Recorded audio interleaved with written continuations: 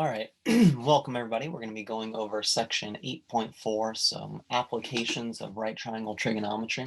We're going to be mostly focusing on problems that involve angles of elevation and angles of depression. So some things we've learned so far in this unit are setting up trig ratios, so using our basic SOHCAHTOA to set up the proper trig ratios for a given trig function. So, right, we know that sine is opposite over hypotenuse. We know that cosine is adjacent over hypotenuse. We know tangent is opposite over adjacent. That's kind of how we use our trig functions. We've also talked about solving for unknown sides in a right triangle. So if we're missing one of the sides, we can use trigonometry as long as we know one of the angles using sine, cosine, and tangent. Oops. We've also talked about solving for unknown angles using the inverse trig functions, so sine inverse, cosine inverse, tangent inverse. And we've solved the entire triangle, so all the sides and all the angles using a combination of both of these second and third steps and also the Pythagorean theorem. Now we're going to try to apply it to some real-world problems. Some important things to keep in mind. No matter what the problem is or whatever, something that you're going to have to do in this is you're going to take the information and the scenario in the problem and to try to draw and label a right triangle. That's key. You're going to have to find where a right triangle is in this problem. It's going to be really hard, almost impossible to solve it without that image of the right triangle. All right, so let's go ahead and talk about angle of elevation and depression real quick. So an easy way to put this angle of elevation, angle of depression is angle of elevation is looking up at something, and the angle that you have to look up from horizontal. And angle of depression is looking down, so the angle that you have to look down from horizontal. So if you look at this little picture we have here, notice the horizontal line sticking out from the plane here. So this is a horizontal line, kind of flat, parallel with the ground. The angle of depression is the difference from looking straight out horizontally to looking down a little bit. That angle that you look down is the angle of depression. And same thing over here on this side, there's this line going straight out horizontally, and this is a straight horizontal sight line, and the angle that we look up from there, from this control tower up to the plane, that's our angle of elevation. We're looking up just a little bit. Something to keep in mind with scenarios like this, because these horizontal lines are parallel to one another, in theory they should be if we're looking purely horizontal out, kind of parallel with the ground, then these two angles, the angle of elevation on one side and the angle of depression on the other side, have to be congruent to one another. Angle 1 would be congruent to angle 2 because they're alternate interior angles. So that's something to keep in mind, that your angle of depression on one side, your angle of the elevation on the other should be congruent. They will be. So angle of elevation, a little summary here, angle of depression, another little summary here, kind of what I was talking about. So here's a little picture, straight horizontal, right? That's our sight line. If we look up, we're talking about an angle of elevation. If we look down, we're talking about an angle of depression. Should be pretty simple, but yeah. All right, so as we go through these, remember these are somewhat contrived situations, meaning, they don't exactly match perfectly in a real world context, but we're trying to kind of keep it simple. All right. An air traffic controller at an airport sights a plane at an angle of elevation of 41 degrees. All right, so we got this air traffic control thing, and they're looking up at some angle, and they say it's a 41-degree angle of elevation. So I drew out a horizontal line from it. So you can see this is our horizontal, flat horizontal with the ground, right? And then our angle of elevation right here is 41 degrees. So they're looking up at a 41-degree angle, and they're spotting an airplane. So we have an airplane up here. Not the worst one I've ever drawn. The pilot reports that the plane's altitude is 4,000 feet. So they're saying that the plane is 4,000 feet in the air. So that's over here, 4,000 feet. Got to be able to draw these right triangles. If you can't, you're going to have trouble here. Altitude is always measured at a right angle perpendicular to the ground. What is the horizontal distance between the plane and the airport? All right, so this gets a little tricky sometimes with the wording of these problems. You're not necessarily sure if we're talking about this distance here along the hypotenuse of our right triangle, or if we're talking about this distance here along the ground. In this case, the language is relatively clear. It says, what is the horizontal distance? So horizontal needs to be measured parallel to the ground. So it's got to be this side down here. This is going to be our horizontal distance. If they just ask something, what is the distance from the plane to the airport? It might be difficult to decide which one we wanted to answer, right? Is it this straight line distance? That's usually the way you calculate distances in a straight line. Does it want this horizontal distance along the ground? Sometimes that can be tricky. Anyway, this is the one we're looking for, the one along the ground. So we're looking at this side over here. And now we need to apply some trigonometry to solve for that distance, that length there. So in this problem, we have our hypotenuse up here. In this case, we don't actually know it or are trying to figure it out, so we don't really care too much about the hypotenuse. Over here, across from our angle of elevation, we have the opposite side. So that's going to be useful. We do know that. And then the one we're looking for is the adjacent side. So for this problem, because we know the opposite side and we are looking for the adjacent side, that tells us to use tangent, right? We're going to be using the TOA part of our SOHCAHTOA. Opposite adjacent means use tangent. So let's go ahead and set up that equation. We have tangent of our angle equals opposite over adjacent. I'm going to plug in the numbers that I know. So I have tangent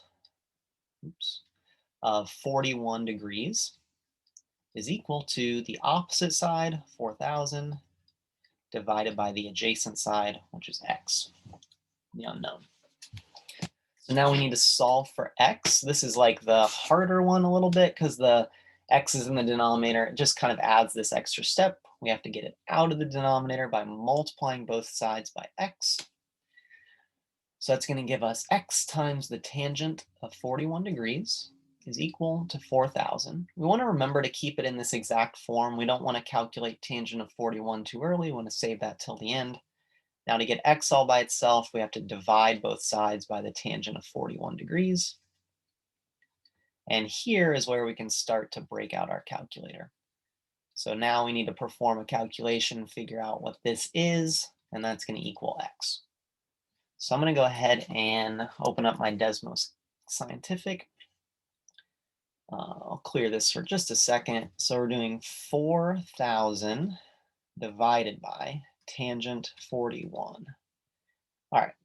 So this problem asks to round to the nearest foot. So we're going to round to a whole number. I'm going to go ahead and write this out. 4,601.47. Let's go back to presenting. All right, so calculator gave us approximately this answer, 4,601.47. So the problem asks us to round our answer to the nearest foot. So nearest foot is a whole number.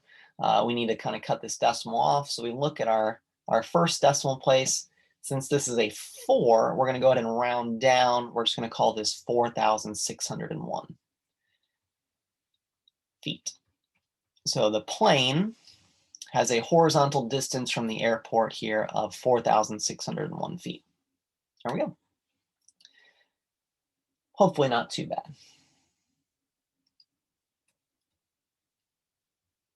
You can see another picture here. If you were having trouble, you could kind of look through the notes and see how we get this. So here's our answer, and yeah, same answer we got.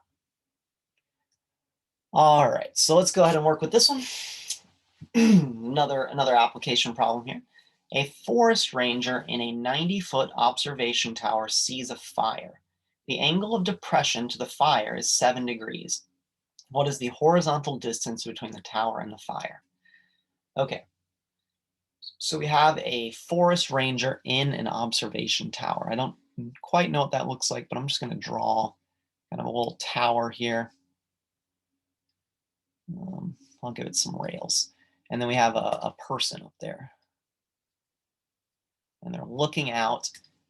So our horizontal line is here. This is our horizontal line. And they're looking at a 7-degree angle of depression. So that's actually a pretty small angle, but I don't need to make my picture perfect. But this is a 7-degree angle.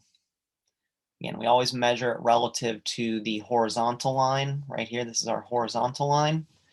And we're looking down that angle of 7 degrees.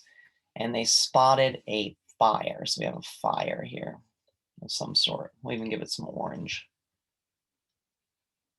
Anyway, and we want to know the horizontal distance between the tower and the fire. So this is similar to the last one. We're looking for this horizontal distance, this distance along the ground. We are missing one thing I forgot to label, that the observation tower is 90 feet. So we got kind of a lot going on here, but here is our right triangle, right? We got our observation tower. That's going to make the height of it is going to be perpendicular to the ground. And yeah, we're kind of fudging things a little bit, you know, maybe the person's height could add a little bit on to here from where they're actually looking out, but we're just going to assume this side's 90 and kind of go from there. All right. I have a bit of an issue here. This angle is actually not inside of my triangle.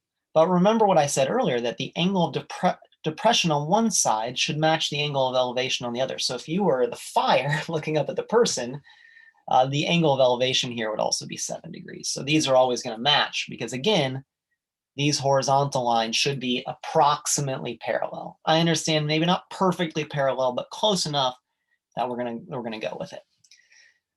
All right, and again, we are looking for this horizontal distance along the ground.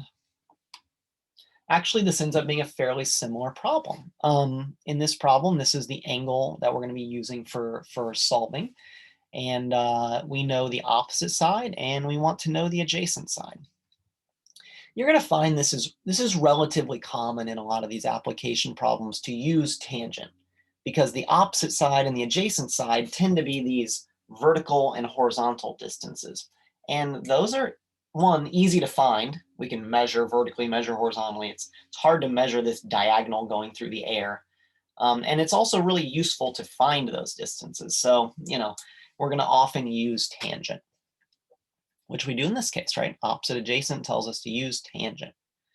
So we have tangent of an angle equals opposite over adjacent. Let's go ahead and substitute in the numbers that we have here. So tangent of 7 degrees is equal to 90 is my opposite, and x is my adjacent. Solving this pretty similar to the last one, because again, our unknown is in the denominator, so I have to multiply both sides by x to get that out of there. We have x times tangent of 7 degrees equals 90, and then divide by tangent of 7 degrees. And here's where we need to use our calculator again, 90 divided by tangent of 7. So I will leave this for just a second to go to Desmos. So we have 90 divided by tangent of 7. All right, so I got 732.99.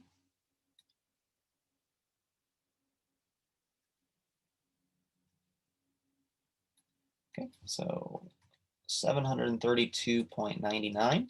This is in feet. We are supposed to round to the nearest foot. So that's a whole number again in this case.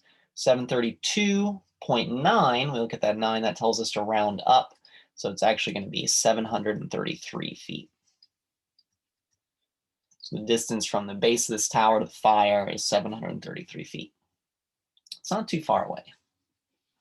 I'd be worried if I was him with a fire that close. All right. Let's go ahead and move forward. Again, we can kind of see the picture here if you wanted to look back at this, a more, you know, maybe accurate with the measurements picture. Okay. All right, so here's a interesting problem that we can look at.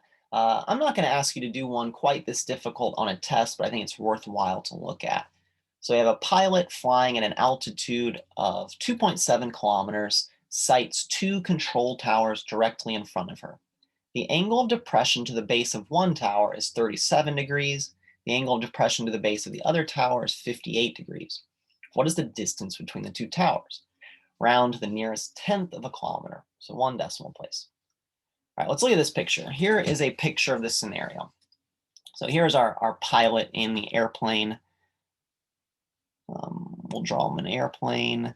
And here is one of our control towers down here. I don't know what a control tower looks like, so I drew them like that. So they're looking down at one, got a 37-degree angle of elevation. That's right here. We'll call this like tower one or something. So it's looking down at tower one, 37 degrees. And then looking down at tower two, you got to look farther down to this one. Looking down there, it's a 58 degree, even more down. It's a little closer. So this problem is kind of tricky because we're actually looking to find this distance. We want to know how far apart the two towers are. Not how far the plane is from either of the towers, but how far the towers are apart. So that's this little X that's labeled here. Turns out the easy way to do this is to find the distance from the right below the plane, the horizontal distance from the plane to one tower and from the plane to the other tower, and take their difference, subtract them. And what you'll be left with, right, if you do z minus y in this case, so this distance, and then taking away y, right, we cut y off, right, what are we left with? We're left with x, the amount that we want. So we actually have to think about this problem as two different sort of right triangles. So I'm going to draw and label them a little bit. So here is one where he's looking down at tower 2, or she is looking down at tower 2. And we had this 58-degree down here, and this is the y length, and we had 2.7 kilometers. So looking down at tower 2, it looks something like this. We can find this horizontal distance pretty easily. Again, just using some basic trigonometry. And then this larger triangle here where it's looking down at a 37-degree angle, a little shallower angle, 37 degrees. That remember, the angle of elevation should match the angle of depression on the other side. And this is our z length. So we have this bigger triangle here down on that one, and then this smaller one right here. So we're going to find both of these are 2.7 over here. We're going to find these two lengths, subtract them to end up with the measurement of x, how far apart the two towers, the two control towers are. So these are both tangent problems, again, because we have our angle here. They're both opposite and adjacent. They're actually almost identical to one another in terms of the setup. We're going to have the denominator be our variable. So let's set both of these up real quick. We have tangent of the angle is equal to the opposite over the adjacent. And tangent of the angle equals opposite over the adjacent. So again, very similar equations here. I'm going to go ahead and solve these in a quick manner. We know variable in the denominator. This is actually just like the previous two examples. We're going to end up with y equals 2.7 divided by the tangent of 58. And z equals 2.7 divided by the tangent of 37. And yeah, we'll just do these two calculations here real quick. Let me go to Desmos again. So we have 2.7 divided by tangent of 58 and 2.7 divided by the tangent of 37. Okay, let me clear these for just a second. So we have 1.68, so we'll call that 1.7, and 3.58, so we'll call that 3.6. So 1.7, 3.6. This one was 1.7 and 3.6. All right, let's go back to the page here.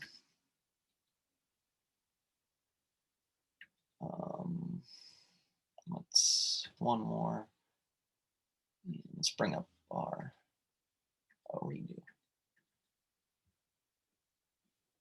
What? Zoom share. Not sure what I did there. Sorry, guys. Oh, I